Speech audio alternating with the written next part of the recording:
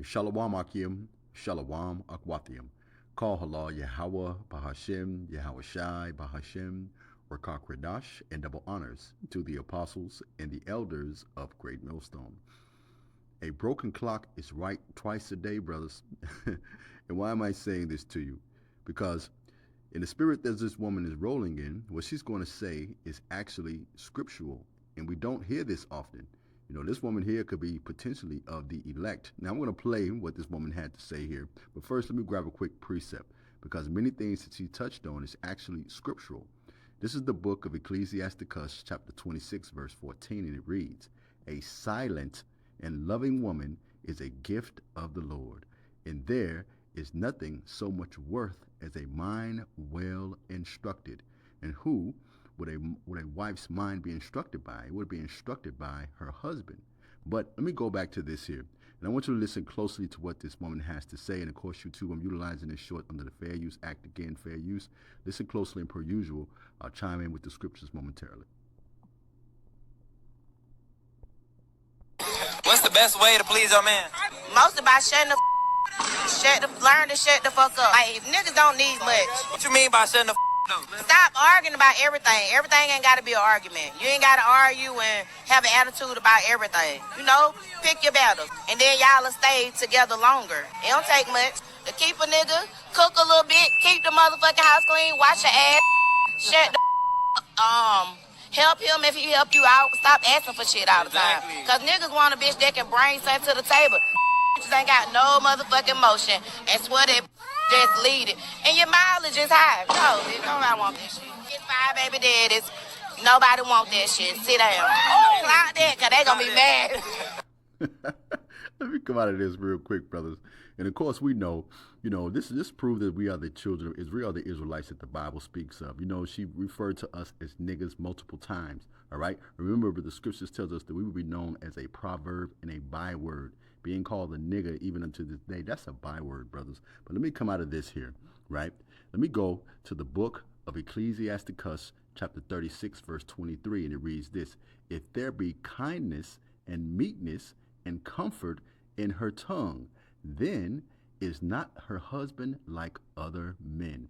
You know, it's amazing that women use their mouths to run game and do all these other things, but put some kindness, put some meekness, and let comfort be in your tongue. All right, that brings comfort to your husband too as well. All right, you women, as you grow and you get older and you mature, there's multiple ways to bring comfort into your man other than sex. All right, okay. Now let me come out of this here, because in this current society, you're taught to be at odds with your man, and that's also part of the curses too as well. But now, when you come back into this knowledge and this truth, you have to understand that you being a woman, your job is to serve your husband. All right, that's how you please the Lord. Okay, because your husband is your head. All right.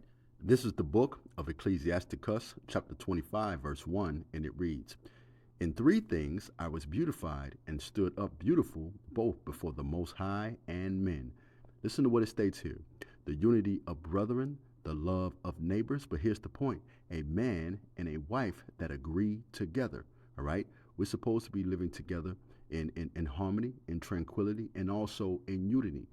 These things, according to the scriptures, are considered to be beautiful. Let me come from here, right? Let's go back to the book of Ecclesiasticus, chapter 25, verse 20. And let me say this for you women that like to talk to your husbands perpetually, consistently, okay? Take this from a man that has been with his wife almost 20 years. It wearies your husband. It wears him the hell out.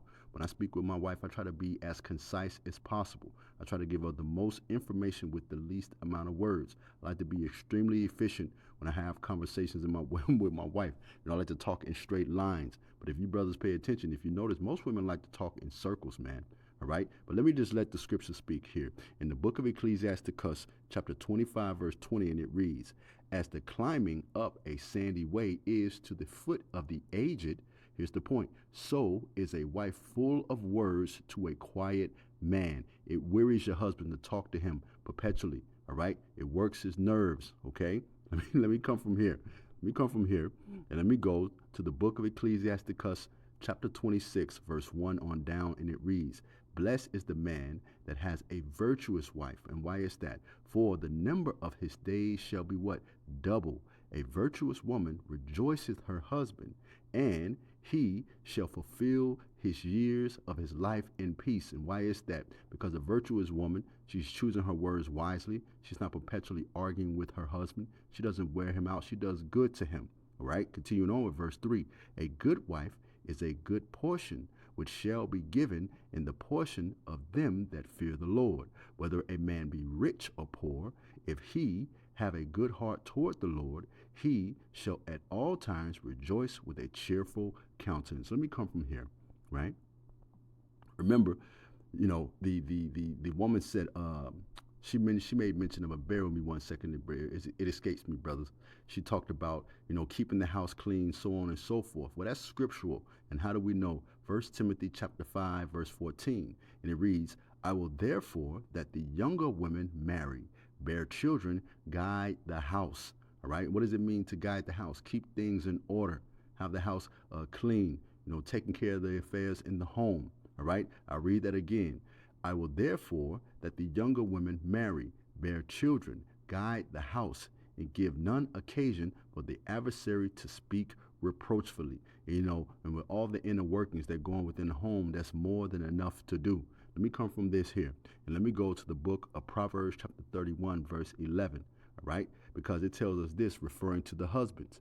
Her husband has full confidence in her and lacks nothing of great value. If you heard what that woman had to say, she said, help him out. Well, to be a woman, the word woman means servant.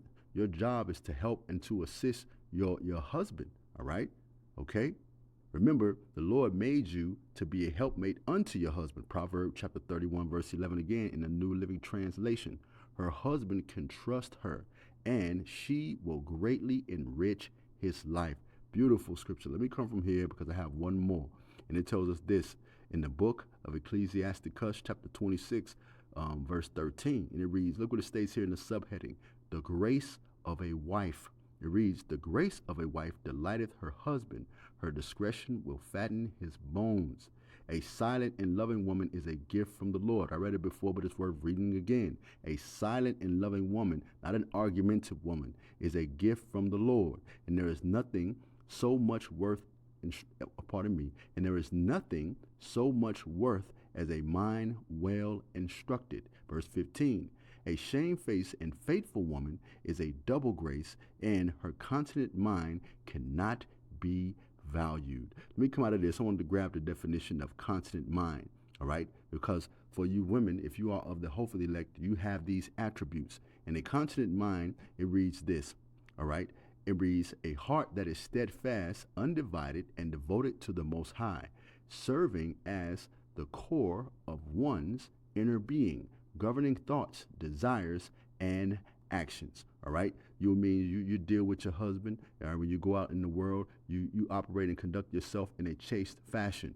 All right. But I hope through the spirit and the power of Yahweh, Bahashem, Yahweh Shai, that this quick lesson has been edifying. Call Allah Yahweh, Bahashem, Yahweh Shai, Bahashem, Rakakradash. Shalom. What's the best way to please your man? Most about learn to shut the fuck up. Like, niggas don't need much. What you mean by shutting the up, man? Stop arguing about everything. Everything ain't got to be an argument. You ain't got to argue and have an attitude about everything. You know, pick your battles. And then y'all will stay together longer. It don't take much to keep a nigga, cook a little bit, keep the motherfucking house clean, wash your ass, shut the help him if he help you out. Stop asking for shit all the time. Because niggas want a bitch that can bring something to the table.